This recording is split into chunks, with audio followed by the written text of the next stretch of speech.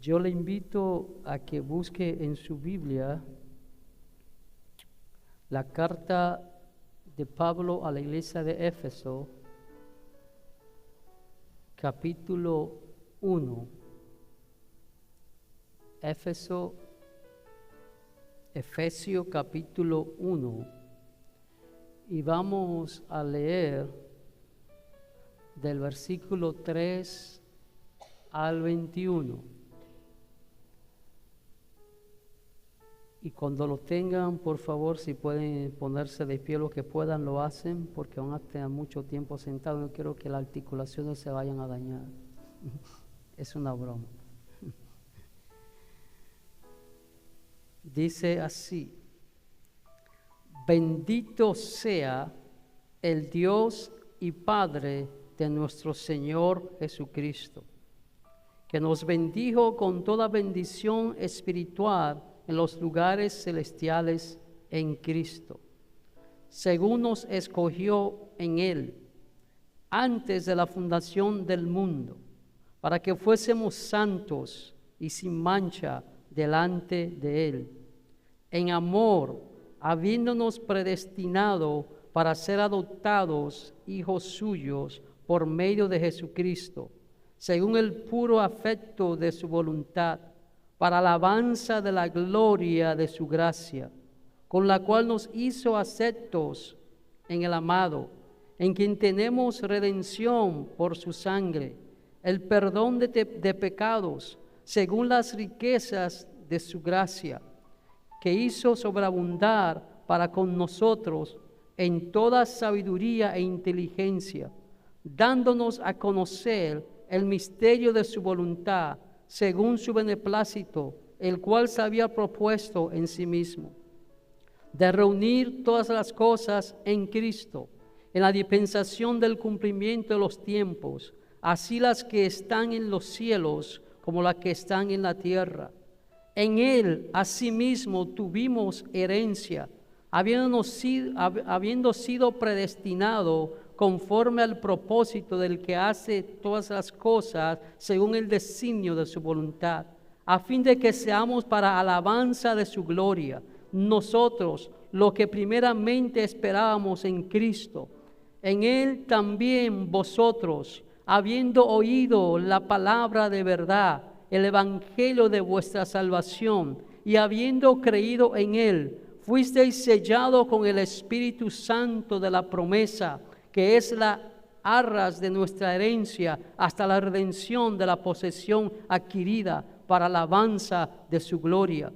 Por esta causa también yo, habiendo oído de vuestra fe en el Señor Jesús y de vuestro amor para con todos los santos, no ceso de dar gracias por vosotros, haciendo memoria de vosotros en mis oraciones, para que el Dios de nuestro Señor Jesucristo, el Padre de gloria, os dé espíritu de sabiduría y de revelación en el conocimiento de Él, alumbrando los ojos de vuestro entendimiento, para que sepáis cuál es la esperanza a que Él os ha llamado y cuál es la riqueza de la gloria de su herencia en los santos, y cuál la supereminente grandeza de su poder para con nosotros lo que creemos, según la operación del poder de su fuerza, la cual operó en Cristo, resucitando de los muertos y sentándola a su diestra en los lugares celestiales, sobre todo principado y autoridad y poder y señorío, y sobre todo nombre que se nombra no solo en este siglo, sino también en el venidero.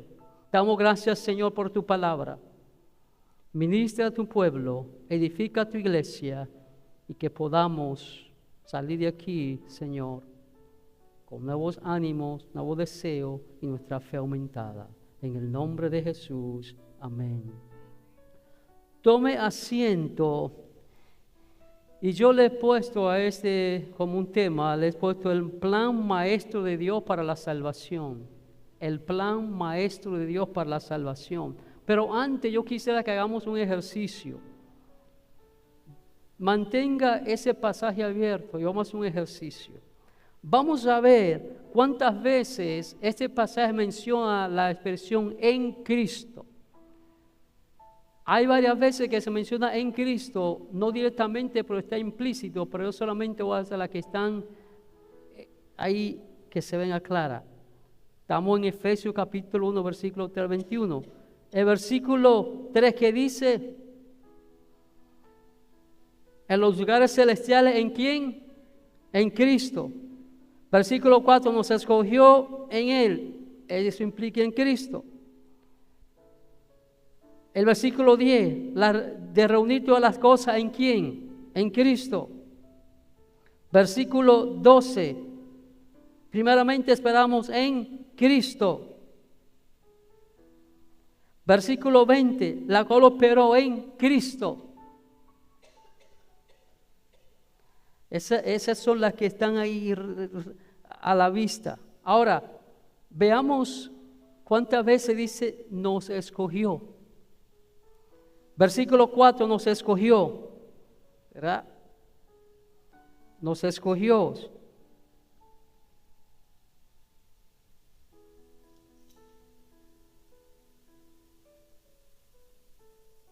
Fue el marcador. Aparece 2 veces, nos escogió. Luego la expresión predestinado, versículo 5, versículo 11. Ahora, hay una expresión aquí que aparece 2 veces en diferentes variaciones, pero es la misma expresión, que es el versículo 6. ¿Para qué nos escogió? Para la alabanza de la gloria de ¿qué? De su gracia. Igualmente lo dice el versículo 12 y el versículo 14. Para la alabanza de su gloria. Ese pasaje describe el plan maestro de Dios para la salvación. Y es interesante que lo hace en términos del pasado, elección, versículo 3 al 6, no habla de la elección, fuimos elegidos en el pasado.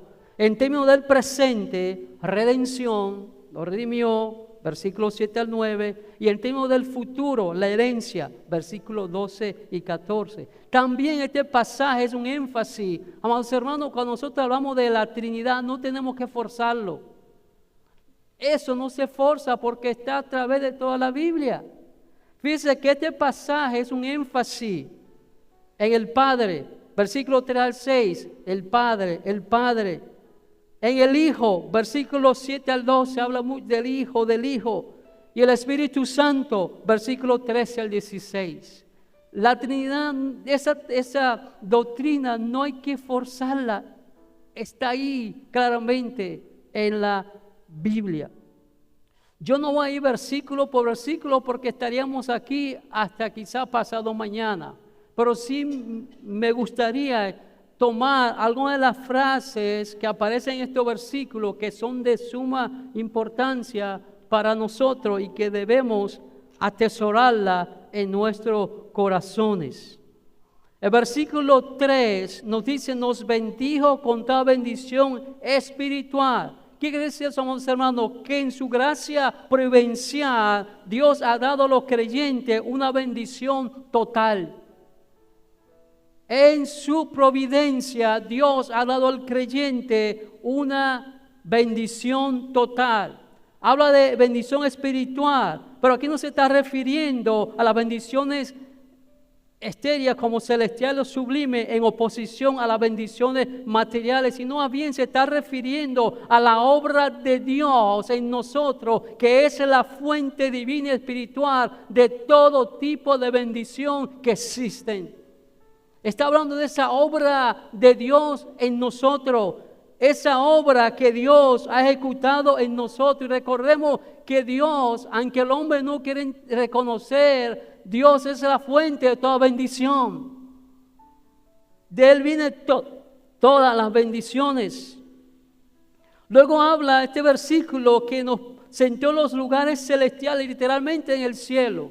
Quiere decir literalmente en el cielo. ¿Qué se refiere esto? Al campo. Nosotros estamos también situados en ese mismo campo de dominio completo de Dios. Dios domina sobre todo y está presente en nosotros y en todo. Entonces nosotros estamos dentro de Dios, dentro de ese campo de dominio de Él. Estamos con Dios. Y si vamos más allá, vamos a ver más adelante que antes que usted fuera formado en el vientre de su madre, ya usted estaba coexistiendo con Dios. ¿Usted entendió eso? Que antes de que usted naciese, ya en la eternidad usted estaba coexistiendo con Dios. Amados hermanos, y no dice que la bendición fue en ningún otro nombre, dice que nos bendijo en Cristo. En Cristo. Cristo es el centro de todo. Y cada cosa que nosotros hacemos o cada cosa que nosotros hablemos tiene que ser centrada y Cristo debe ser el centro y lo que sobresalga en todo lo que nosotros hablemos. Cristo debe verse desplegado en todo lo que nosotros hacemos y hablamos. Las bendiciones sobreabundantes de Dios, amados hermanos, solo le pertenecen a los creyentes, quienes son sus hijos por la fe en Cristo. ¿Para qué? Para que el creyente tenga todo lo que es de Él. Nosotros como hijos de Dios tenemos no solamente su justicia, su recurso, privilegio, su posición, pero también tenemos el poder que viene de Dios. O sea, Dios, amados hermanos, nos bendijo sobre gran manera, pero eso a través de Cristo, para que nosotros tengamos todo lo que es de Él. Para que nosotros tengamos su justicia, su recurso, su privilegio, su provisión, su poder. Esto que habla el versículo 4 es un tema que ha sido de muchas discusiones a través de los tiempos. Amados hermanos, Dios nos escogió a nosotros. Entienda eso, que Dios nos escogió a nosotros. ¿En quién? En Cristo. Primeramente, esta expresión, amados hermanos, refleja y habla y enseña, y podemos ver en esta expresión la persistencia de Cristo. Cristo es eterno. Cristo no es un ángel que fue creado. Él es Dios, la segunda persona de la Trinidad. Ahí vemos que ya de que usted fue escogido, ¿en quién? En Cristo. Lo que quiere decir que si usted fue escogido en la eternidad, Cristo estaba en la eternidad. ¿Entendemos eso? Nosotros nos escogimos a Dios. Usted no escogió a Dios. Yo no escogí a Dios. Dios fue quien nos escogió a nosotros. Déjame decirle algo. Esto no sucedió en el momento que usted hizo profesión de fe. Esa profesión de fe fue resultado de que ya usted había sido escogido. Desde antes que usted naciese, ya Dios lo había escogido. Por lo tanto, usted no fue escogido en el momento en que usted hizo profesión de fe. Su vida, la manera que Dios ha llevado a usted a través de la vida y las cosas que lo ha guardado, lo ha cuidado, lo ha protegido, le ha provisto y lo ha traído hasta aquí, es porque usted había sido escogido para esto. Había sido escogido. O sea, no sucedió, amados hermanos, no sucedió en la eternidad antes que usted naciese. La doctrina de la elección, la predestinación está a través de todas las escrituras, amados hermanos. No es algo que nos inventamos en este tiempo, ni se ha inventado un grupo de personas en particular. Esto está a través de toda la Biblia. La elección, la doctrina de la elección y la predestinación es algo bíblico, no es algo de hombre, es algo bíblico. Pero tenemos que entender que Dios no solamente nos escogió para sí mismo, sino que para Él mismo y para la alabanza de su propia gloria. No es para la gloria de usted ni mía, ni la gloria de los hombres. Dios nos escogió para Él, para sí mismo, en sí mismo, para la alabanza de su propia gloria. Ahora bien, la elección o predestinación no anula ni opera aparte de la responsabilidad del hombre para creer en Jesucristo. No la anula, pero usted fue escogido. Amados hermanos, por eso nosotros debemos de predicar y evangelizar. Nosotros no sabemos quiénes son los escogidos.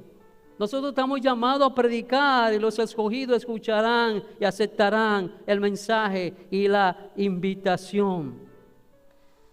Cuando usted escucha esto, que usted fue escogido ante la fundación del mundo, eso no lo llena de gozo, no lo hace darle una sonrisa a Dios de acción de gracia.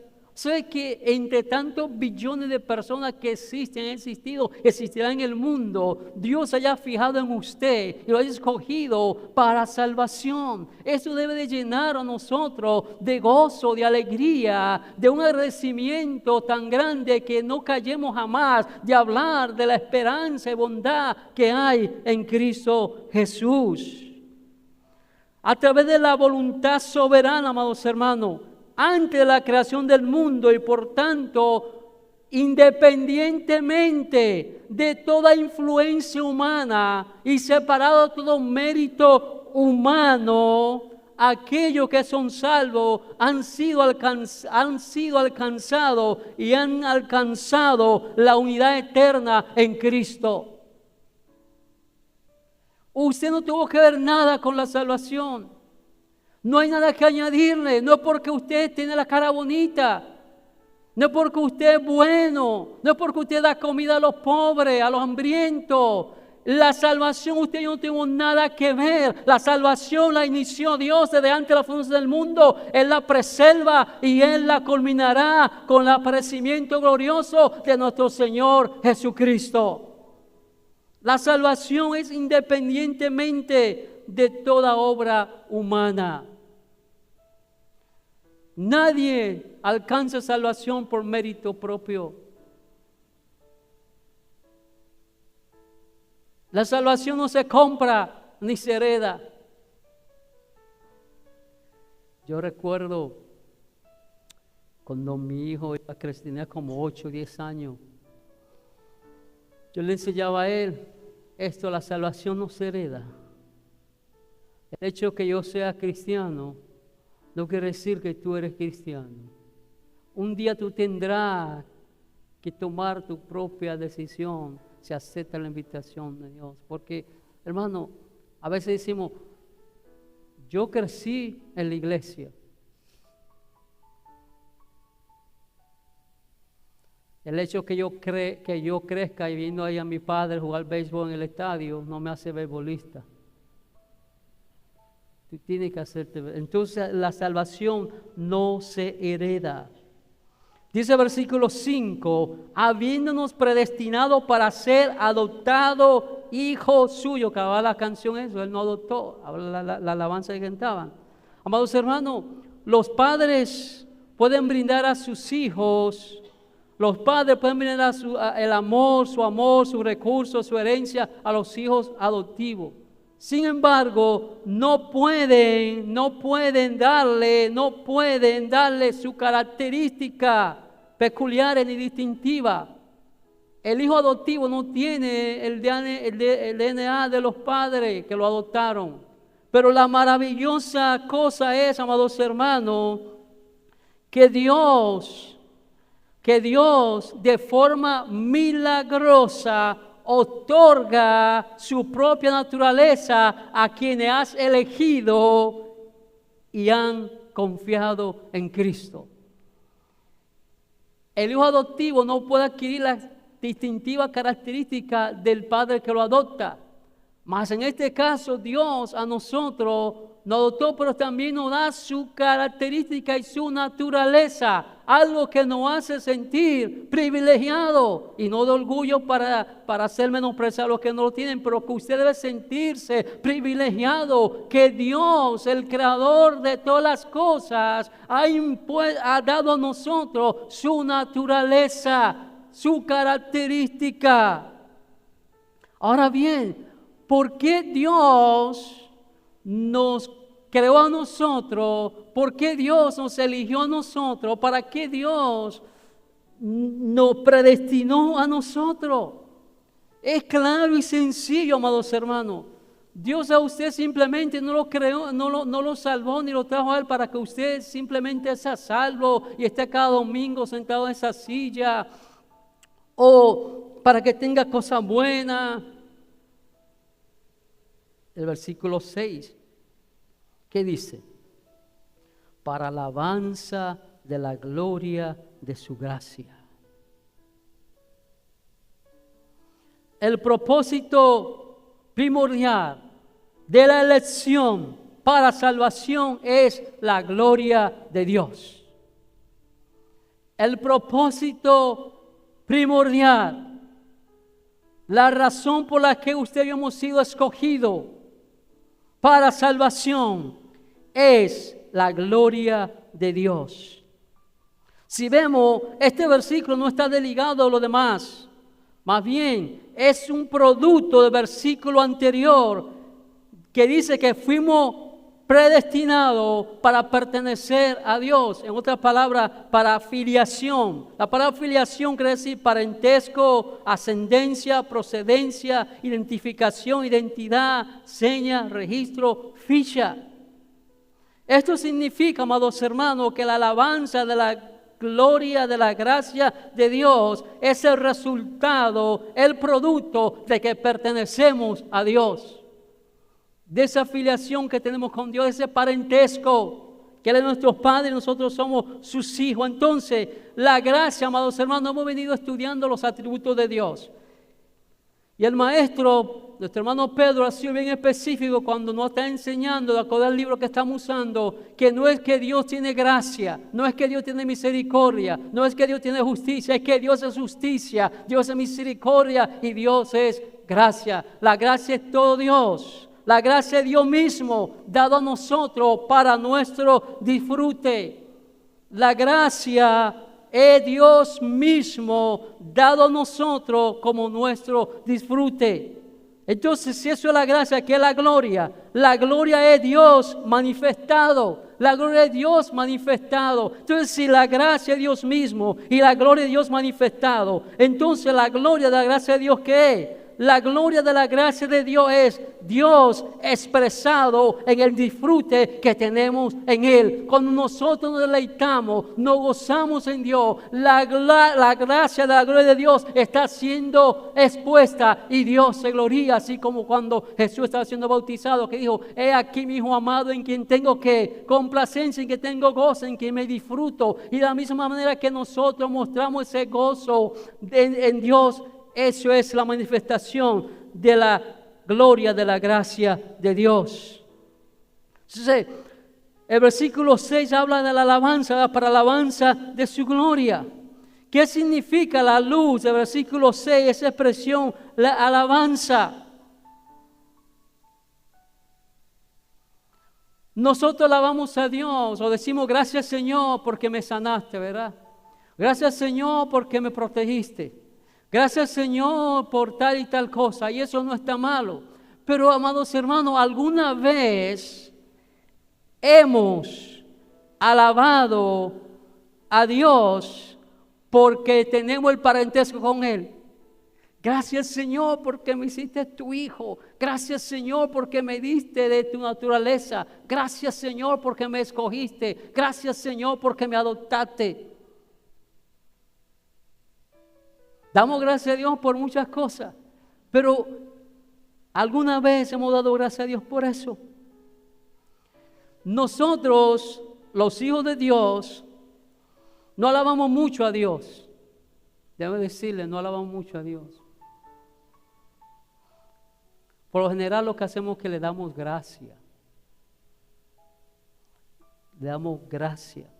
Por ejemplo, cuando decimos alabado sea el Señor, a menudo lo que queremos decir, gracias, tenemos en el trasfondo algo que Dios hizo en favor nuestro y por eso decimos, alabado sea el Señor. ¿Cierto o no?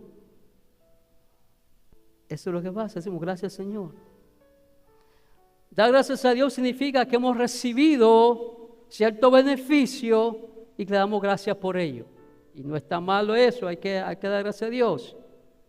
Pero cuando alabamos verdaderamente, Lo alabamos principalmente por lo que Él es, o por lo que Él hace, por lo que Él es, por lo que Él es. Alabar a Dios es rendirle alabanza, rendirle reconocimiento, no por los beneficios que hemos recibido, sino por quien es Él, porque para gloria y alabanza de su nombre nos creó y nos escogió.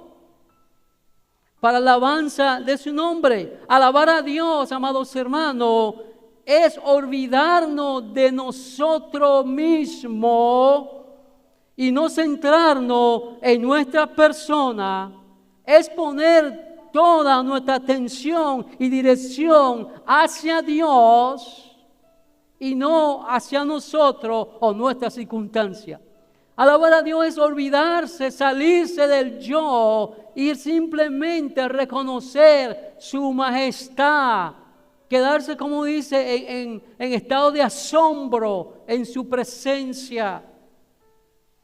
Eso es alabar a Dios. Pero generalmente, ¿qué hacemos? Sí, alabamos a Dios, pero Señor, mira esto. Señor, mira lo otro. La alabanza nuestra está centrada en ¿qué? En nuestra circunstancia.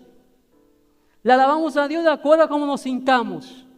Si estamos como el de... ¿Usted ha escuchado esa expresión? ¿Cómo te sientes? Como está el día. Hoy hasta a veces los cristianos nos sentimos como el clima. Si está nublado. ¿Y cómo te sientes, hermano? ¿Cómo está, varón? Así como está el día, siervo. No, amados hermanos, alabar a Dios es salirse de uno. Olvidarse de nosotros, nuestros problemas, nuestras circunstancias y simplemente rendirle tributo, rendirle honor y honra por quien Él es. El versículo 6 también habla otra expresión con la cual nos hizo acepto en el amado. ¿A qué se refiere aquí? La cual se refiere a la gracia divina. Ese amor y ese favor inmerecido. Y eso es lo que ha hecho posible que los creyentes sean adoptados por Dios mediante la muerte sustitutiva y la justicia imputada que ha sido suministrada a través de Jesucristo. Acuérdense que Jesús fue nuestro sustituto. Y la justicia de Dios fue imputada en nosotros por medio del sacrificio de Cristo. Por cuanto nosotros somos aceptados en Él, en Dios, nosotros igualmente que Jesús somos los amados del Padre. Amado hermano, el simple hecho que usted escuche que Dios, siendo nosotros inmundos, siendo nosotros pecadores, siendo nosotros una raza débil, que Dios nos ama, eso debe llenarnos de gozo, de alegría, de un sentimiento que salga explosión de parte nuestra. Que Dios me ama, Dios me ama. Wow, el santo, el ser todo santo, todo puro, todo poderoso, me ama. Ese es el amor más grande que tenemos y usted lo tiene. Versículo 7, redención por su sangre. Hemos hablado de ese término, en la clase se ha hablado que el término aquí usado aquí se refiere al pago a Dios del rescate requerido para dejar en libertad a una persona esclavizada. Volver a tomar. Y Jesús hizo eso. El sacrificio de Cristo en la cruz pagó ese precio. Ahora voy a decir algo también que a veces trae en el círculo de lo que estudiamos, los que estudian traen controversia. Pero es otro tema para otro día, así que no se quede. Después yo le explico eso en otra predicación. Pero escuche, Jesús en la cruz pagó ese precio por cada persona elegida. Fue por los elegidos. Fue por los elegidos. Pastor, pero y tal versículo fue por los elegidos. Fue por los elegidos, por cada persona elegida que habían sido esclavizadas de qué? Por el pecado, para comprar su libertad y sacarlo de la esclavitud de la iniquidad. El precio de esa redención, la muerte de Cristo fue el precio de esa redención. Y no solamente eso, amados hermanos, dice el versículo 7, la parte B y el 18, ¿para qué? Nos ofreció ¿qué? El perdón de pecados en toda sabiduría e inteligencia. La redención, amados hermanos, trae la gracia ilimitada de Dios. La redención nos da a nosotros la gracia ilimitada de Dios y el perdón de los pecados. También trae consigo entendimiento de origen divino. El hombre natural no puede entender la cosa que nosotros entendemos, no por nuestro propio intelecto, sino porque el Espíritu Santo nos da iluminación para entender esta revelación. Y hay personas que dicen, dame revelación para entender la iluminación.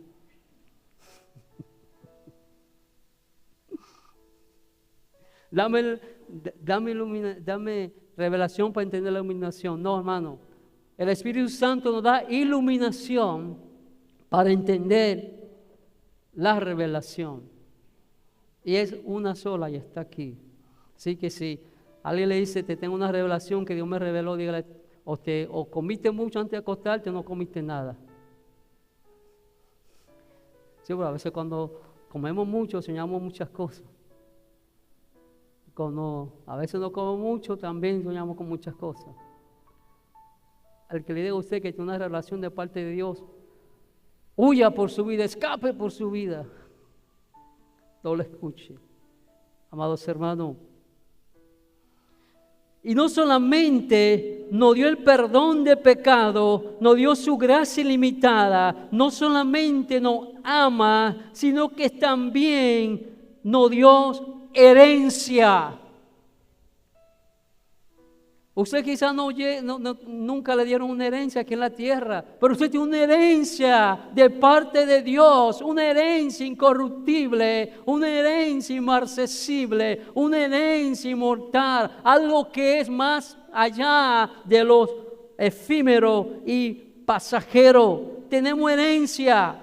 Cristo, amados hermanos, es la fuente de la herencia divina de nosotros los creyentes. Solo los cristianos pueden tener esta herencia.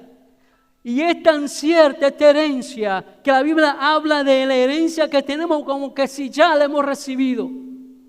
Así es tan real. No es una fábula, es real. Habiendo sido predestinado, volvemos a lo mismo, hermano, antes que la tierra fuese formada, Dios determinó en su soberanía que cada pecador escogido, sin importar cuán vil fuera, sin importar cuán inútil fuera, sin importar que era merecedor de la muerte, fuera hecho justo al confiar en Cristo. Los elegidos, los escogidos. Volvemos aquí otra vez. El versículo 12 y 14 voy a mencionar, para la alabanza de su gloria. Otra vez repito, la gloria de Dios es el propósito supremo de la redención. No es para que el hombre se gloríe en sí mismo. No es para que el hombre se alabe a sí mismo. Usted no fue escogido para que usted fuera simplemente un embajador, y eso es bueno. Usted fue escogido para la alabanza de su gloria. Y esto, amados hermanos, que nosotros fuimos escogidos para la gloria de Dios, es una declaración absoluta, inmutable, y es cierta para toda la creación, pero especialmente para los hijos de Dios. Para los hijos de Dios. Fuimos redimidos para su gloria. rescatado por Dios para alabanza de la gloria de su gracia. Escúchenme bien, amados hermanos, la gloria de Dios es nuestra razón de ser. Nosotros existimos por la gloria y para la gloria de Dios. Nuestra gran necesidad es la gloria de Dios. Y debe ser nuestro anhelo supremo. El anhelo nuestro debe ser la gloria de Dios. No se trata solamente de hacer cosas para la gloria de Dios, sino que la gloria de Dios abarca más que simplemente hacer cosas para que Él se sienta complacido. Según la Biblia, amados hermanos, que seamos hechos para su gloria significa que fuimos creados y redimidos para ver y conocer su gloria y entonces poder vivir y actuar para ella. Ese es el propósito nuestro, hermanos. Fuimos creados y redimidos para ver y conocer la gloria de Dios. Y una vez eso, entonces vamos a poder vivir y actuar para ella. Por eso, hermanos, cuando Moisés le dice, sí, Señor, yo conozco, sé tu presencia, primero tu presencia, pero ya quiero algo más que tu presencia, quiero tu gloria, quiero la esencia, lo máximo tuyo, quiero ser una persona que pueda decir que verdaderamente ha tenido un encuentro con el Dios vivo. La gloria, lo espeso de Dios, la totalidad de Dios. Cuando nosotros entendemos eso, no vamos a tener que ser dado cuerda con un muñequito. O sea, el carrito, yo no sé, a los muchachos le dan tableta, le dan computadora. A nosotros nos dan un carrito que había que darle cuerda así para que corriera y el carrito se iba corriendo. Cuando una persona que realmente ha tenido un encuentro genuino con Dios, amado hermano, no hay que darle cuerda para que haga algo para Dios, no hay que darle cuerda para que ensalte el nombre de Dios, no hay que darle cuerda para que sirva a Dios, porque el hombre y la mujer que verdaderamente ha conocido a Dios de su corazón voluntariamente, manará ese agradecimiento que se manifiesta en alabanza, honra, gloria y servicio al Dios de los cielos. No hay que darle cuerda. Dice el versículo 13 y 14 que fuimos sellados con el Espíritu Santo. El Espíritu Santo, amados hermanos, el Espíritu Santo, el Espíritu de Dios mismo viene a morar en el creyente. Sabemos que en gran parte de eso es para asegurar y preservar la salvación.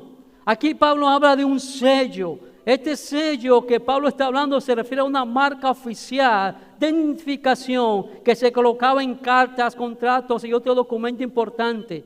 ¿Para qué? Para que el documento quedara bajo la autoridad, autenticidad oficial de la persona cuya marca estaba impresa. Acuérdense que Pablo está usando analogía y alegoría para hacer entender lo que está explicando. Amados hermanos, en un sello hay 4 verdades primordiales que se establecen por medio de un sello. Número 1, seguridad. Seguridad. Segundo, autenticidad. Viene la persona que dice que viene. Tercero, propiedad, eso es mío. Y cuarto, autoridad. Amados hermanos, el Espíritu Santo es dado por Dios como su juramento de la herencia futura del creyente en su gloria. Ese es el sello, esa es la garantía, esa es la promesa. O sea, fuimos sellados para que, número 1, somos propiedad de Dios, somos auténticos hijos de Dios, vivimos bajo la autoridad de Dios y somos propiedad de Dios. Usted y yo somos propiedad de Dios. Versículos 17 y 18. Espíritu de sabiduría y de revelación. Pablo aquí está orando para que los creyentes entendieran que estaba a su disposición el conocimiento piadoso y la sabiduría que la mente santificada es capaz de alcanzar. Usted y yo tenemos a nuestra disposición la sabiduría y el conocimiento de Dios. ¿Para qué? Para que podamos de esa manera captar la grandeza de la esperanza y la herencia que es nuestra. Que habla el versículo 3, que se habla en los versículos. O sea, Pablo está orando para que nosotros recibamos ese conocimiento, esa sabiduría para que podamos comprender. Amados hermanos, si nosotros comprendiéramos verdaderamente quiénes somos en Cristo, a qué hemos sido llamados, quién es nuestro Padre, no estaríamos como estamos. Seríamos cristianos, amados hermanos, que realmente estuviéramos usando nuestro tiempo, no para estar averiguando que si aquel hizo, que no hizo, que si aquel vino, que si no vino, que si aquel no hace, que si aquel hizo, que si aquel llama, que si no llama, que si va y no va. Amados hermanos, cuando nosotros tenemos eso, amados hermanos, no hay manera de estar perdiendo el tiempo. Cuando usted entiende que usted ha sido, amado hermano, la relación del cristiano con Dios es personal. Es personal. Y cuando entendemos eso, quiénes somos, a qué hemos sido llamados, no hay tiempo que perder en cosas triviales cuando usted sabe que usted fue llamado a algo sublime, algo grande, algo poderoso, que va más allá de su entendimiento, que va más allá de lo que usted pueda comprender. Dice el versículo 18, alumbrar los ojos de vuestro entendimiento. ¿Por qué? ¿Por qué Pablo pide eso? Porque una mente con iluminación espiritual es el único medio que permite entender y apreciar la verdad de la esperanza que hemos sido llamados. Si no tenemos la mente, si no tenemos una mente iluminada, no vamos a alcanzar el conocimiento. Por eso el hombre natural no puede entender, dice que nosotros estamos locos, que esto es una falacia, que esto es cuento. Si yo desde que estaba chiquito escucho que Cristo viene, que en mi casa. No, amados hermanos, es real cuando usted logra entender esto y apreciar la esperanza, amados hermanos, como dice el apóstol Pablo, una esperanza inmarcesible, incorruptible, inmortal. Es grande, amados hermanos. Dice el versículo 19 y 20. Supereminente grandeza de su poder. Escuche esto, hermano. El gran poder de Dios, aquel mismo poder que Dios Padre usó para resucitar a Cristo de los muertos y llevarlo nuevamente a su gloria, a su diestra. Ese mismo poder está disponible y está en cada creyente. Escuche bien, no para que usted vaya a sacar los muertos de la tumba. No hay poder para el hospital y sanar a todos los enfermos. No. Porque todo el mundo quiere poder para eso. Está hablando de ese poder que nos transforma y que puede avanzar la causa del Evangelio. Dice, amados hermanos, que ese poder está para cada creyente en el momento de su salvación y siempre estará disponible ahí. Eso es lo que dice Hechos 1:8 y Colosenses 1:29. Es importante, amado, declarar aclarar que Pablo en este versículo no está orando para que el poder de Dios fuera dado a los creyentes. Eso no es lo que Pablo está orando, para que el poder de Dios sea dado a los creyentes. Pablo más bien está orando para que los creyentes fuesen conscientes del poder que ya poseían en Cristo y que lo usaran. O sea, Pablo no está orando para que ellos reciban poder. Es como cuando alguien dice, hermano, voy a orar para que tú recibas poder. No, el poder yo lo tengo. Hermano, vamos a orar para la oración típica. Vamos a orar para que la unción de Dios venga en ti. Perdónenme, amados hermanos, pero es la oración más tonta que usted pueda recibir. Es la oración más tonta. Cuando una persona me dice a mí, ven a orar para la unción, hermano, ahórrate tu energía. Pastor, pero es que se está diciendo, hermano, que es una oración no está bien. Cristianismo 101. ¿Qué significa Cristo? La palabra Cristo, ¿qué significa? Estudiante, maestro, teólogo, ¿qué significa la palabra Cristo? Ungido. Entonces, si el ungido, que es Cristo, vive en mí, yo no necesito que nadie ore por mi para unción. Ahora, lo que aquí tengo que orar para que Dios me ayude a usar esa unción para su gloria. Porque Él vive en mí. Él es el ungido. Y si el ungido está en mí, entonces yo no necesito que nadie ore por mí. Sí. Versículo 21. ¿Qué es lo que Pablo está diciendo en el versículo 21? Pablo lo que quería es que los creyentes comprendieran la grandeza de Dios en comparación a los demás seres celestiales. Estos términos, principado y autoridad, poder y señorío, eran las frases, eran la alusión tradicional que los judíos usaban para referirse a esos seres angelicales de más rango entre la hueste celestial de Dios. Se está diciendo que Él es más poderoso que todas esas huestes espirituales. Amados hermanos, déjenme decirle, no hay razón para que un creyente genuino y verdadero tenga temor de su salvación. Porque la salvación no fue usted que la originó, la salvación viene de Dios. Tenemos seguridad en Cristo. A usted no lo escogió el pastor que hizo la oración con usted para profesión de fe. A usted no lo escogió el hermano que oró y lo ayudó a entender esto. A usted lo escogió el Dios Todopoderoso. Y no lo escogió cuando usted se convirtió. Lo escogió antes que usted existiese. Y usted estaba con Dios en la mente de Dios antes que sus padres decidieran tenerlo. Ya usted estaba en el pensamiento de Dios. ¡Wow!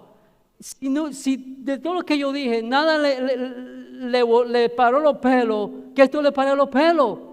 Digo, tengo que decir otra cosa porque hay personas que no tienen pelo.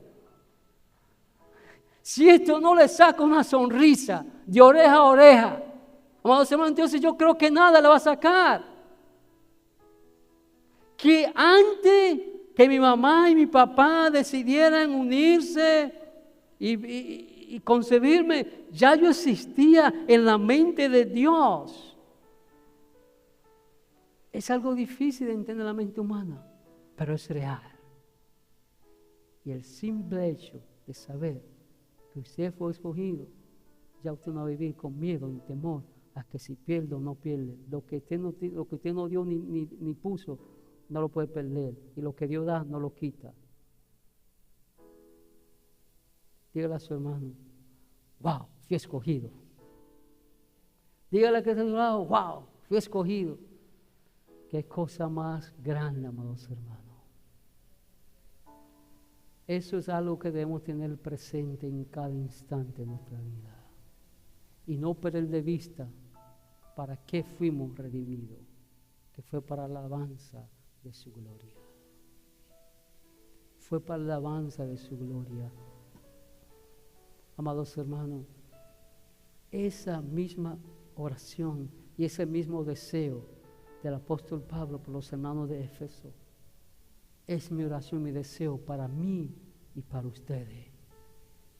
Y cuando nosotros nos enfoquemos en Dios, para que Él nos llamó y para que Él nos escogió, las cosas triviales en medio nuestro van a dispersarse, a desaparecerse por sí mismas.